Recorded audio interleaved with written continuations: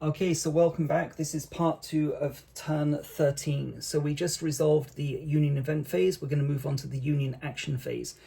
Union action phase for the foremost counters is determined here. We're going to roll 1d4. 1 to 4 is a move if they're in attack position number 4, possibly a charge. 5 to 6 is a volley. Natural 1, we resolve the sharpshooter event. So we start off with attack track A, but throughout the game, no regiment has ventured down that attack track, so nothing to resolve there. Attack track B, foremost counter is the 8th Ohio. So 1 to 4 is a move, 5 to 6 is a volley, and we get a 5. So they're going to fire on the 2nd North Carolina. Go through the modifiers. No smoke modifier, -1 penalty, no exposed token. So that's going to be 3, -1 is a 2. 1, we resolve the sharpshooter event. And we get a 6, so that's a miss for the 8th Ohio. Okay, attack track C, 108th New York, 1 to 4 is move, 5 to 6 is a volley, 6 is a volley. Modifiers, no smoke, -1, no exposed token, so 2 -1 is a 1. And a natural 1 will also be to resolve the sharpshooter, and we get, oh god, a 1. Okay, let's do the hit first of all. So 14th North Carolina takes a hit, so that's going to go down. Their cohesion is going to be reduced from 5 down to 4. Okay, and we now, because we rolled a natural 1, we're going to resolve the sharpshooter event. So follow up with a d6 die roll. 1 to 2 will reduce the officer value by from 4 down to 3, and we get a 5, so no hits on the officers. The officers have actually been very resilient, so as you can see, we started off with 4 at the beginning of the game and still have 4. So that's 108th New York here. 130th Pennsylvania is in attack position number 4 of attack track D. So there is a possibility that they will charge, but first of all, we'll roll 1d6 again. 1 to 4 is a move with the possibility of a charge. 5 to 6 is a volley, and we get a 5, so that's a volley. Modifiers, no smoke, 0 range modifier, so cohesion 2, so 1 to 2 is a hit, 1 resolve sharpshooter, 5 is a miss. Okay, and finally we've got the 29th Massachusetts here. They're part of attack wave number 4, so they're in the entry attack position. They're in E1, so from attack position number 1, it's an automatic move, so we don't roll 1d6. Okay, they automatically move forward.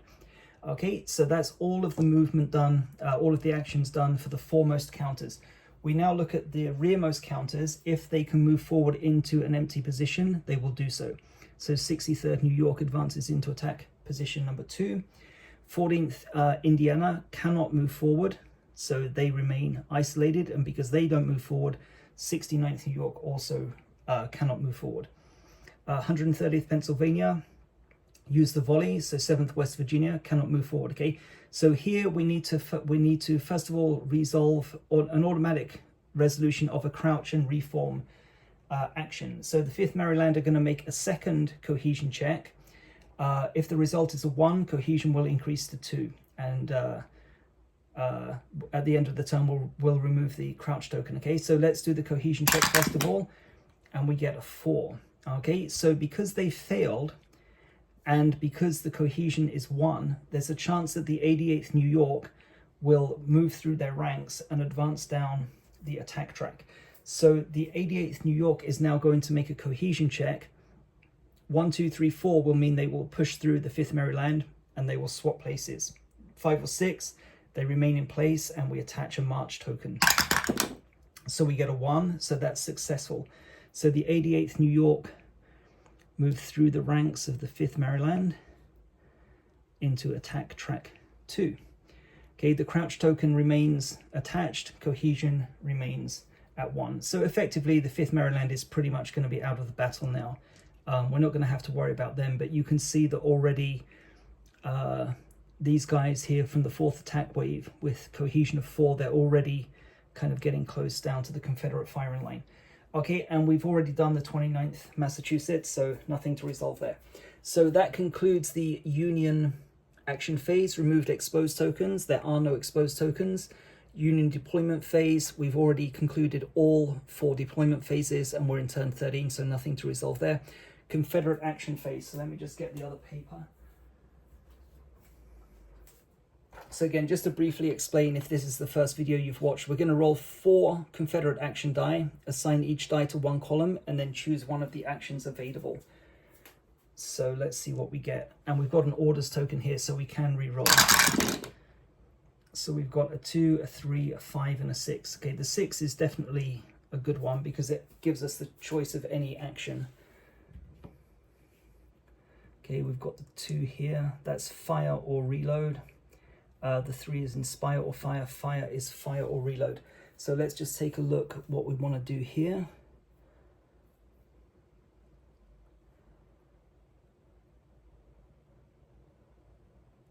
Okay.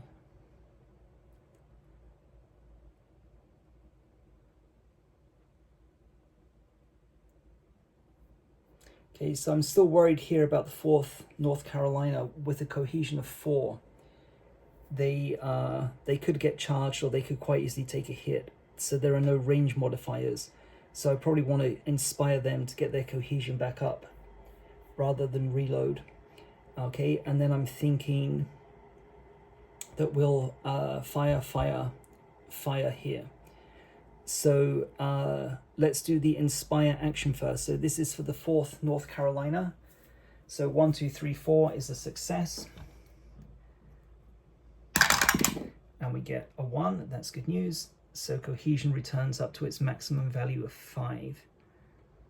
Okay, so next we've got the fire orders. And I'm thinking about using exposed fire here to start getting some damage done.